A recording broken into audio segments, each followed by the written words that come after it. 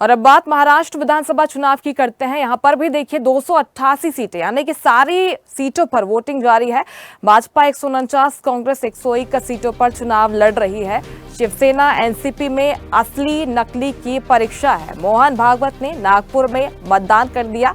जैसे कि सुबह सुबह सबसे पहले वे अपने वोट का कास्ट करने के लिए पहुंचते हैं। इस बार भी यही तस्वीर नजर आई। सुबह 7 बजे से मतदान प्रक्रिया यहां पर शुरू हो गई है, जो कि शाम 6 बजे तक चलने वाली है।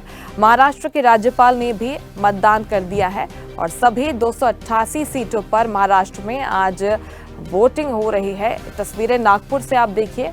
आरएसएस प्रमुख मोहन भागवत भी अपने पोलिंग बूथ पहुंचे, नागपुर पहुंचे, जो कि विदर्भ से आता है, विदर्भ का इलाका माना जाता है। यहाँ पर देवेंद्र फडणवीस भी चुनावी मैदान में है और यहीं पर पोलिंग बूथ में अपने पोलिंग बूथ पर मताधिकार का प्रयोग करने के लिए आरएसएस प्रमुख मोहन भागवत भी पहुंचे। तमाम दिग्गज देखिए इस बार चुनावी मैदान में है। अजीत पवार की परीक्षा भी होनी है। अजीत पवार लोकसभा चुनाव के बाद उन्हें सबसे ज्यादा खामियाजा भुगतना पड़ा था और अब ये तस्वीरें सामने आ रही है जब परीक्षा की घड़ी के दिन ये सभी पहुंच रहे हैं अपना वोट कास्ट करने के लिए। ये तस्वीरें भी आप देखिए जब सुबह सुबह बढ़ती ठंड के बीच, कोहरे के बीच लोग वोट कास्ट करने के लिए पहुंच रहे हैं। लोकतंत्र के महापर्व का हिस्सा बनने के लिए वे पहुंच रहे हैं। शिवसेना और एनसीपी में असली नकली की लड़ाई आज सामने आएगी।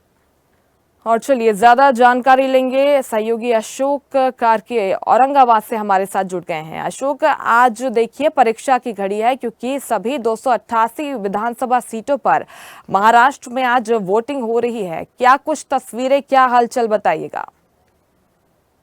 8 बजे से छत्रपति संभाजीनगर के जो पोलिंग स्टेशन है उस पर नागरिक जो आ रहे हैं, मतदाता आ रहे हैं और अपनी वोटिंग करते हुए जा रहे हैं, दिखाई देते हैं। एक तरह से देखा जाए तो 2019 में छत्रपति संभाजीनगर जिले में जो है शिवसेना और भाजपा को ज्यादा से मतलब 9 सीट मिले थे। जो यहाँ पे 9 विधायक है, जो 6 शिवसेना के थे और 3 भाजपा के थे। लेकिन अब इस बार जब फुट के बाद जब ये चुनाव हो रहे हैं तो अभी देखना पड़ेगा कि शिवसेना शिंदे गुट और शिवसेना यूबीटी को कितने सीट मिलते हैं, क्योंकि ये जो 5 विधायक जो फुट के शिंदे गट के साथ गए थे उन्हीं 5 विधायकों के साथ में कड़ी टक्कर औरंगाबाद में दिखाई देती है। दूसरी बात, भाजपा के जो 3 विधायक थे उनके साथ भी कड़ी टक्कर कांग्रेस के विधायक और शरद पवार गुट के विधायक कैंडिडेट देते हुए नजर आ रहे हैं। एक तरह से देखा जाए तो मराठवाड़ा में सबसे पूरे मराठवाड़ा रीजन में 46 सीटें हैं। 46 सीटों में से 28 सीटों पर महायुति के विधायक थे। लेकिन अभी चुनावी माहौल चल रहा है, जोर शोरों से मतदाता अपने मतदान करते हुए दिखाई दे रहे हैं। अभी शुरुआत हुई है। हाल ही में कुछ पोलिंग स्टेशन पे मतदाताओं की भीड़ दिखाई देती है, लेकिन कहीं कहीं जगह पे मतदाता अभी बाहर निकले हुए दिखाई देते नहीं है। मुस्कान। बिल्कुल अशोक, लेकिन जिस तरह से पूरे चुनाव में हमने देखा तो तमाम दिग्गज वहां पर पहुंचे प्रचार प्रसार के लिए, और अगर चुनावी मुद्दों की बात करें तो क्या वहां पर भी जिस तरीके से जो मुख्य मुद्दे हैं, जो लोकल मुद्दे हैं, वो फेड हो गए? क्या औरंगाबाद में भी ऐसी ही तस्वीर सामने आई?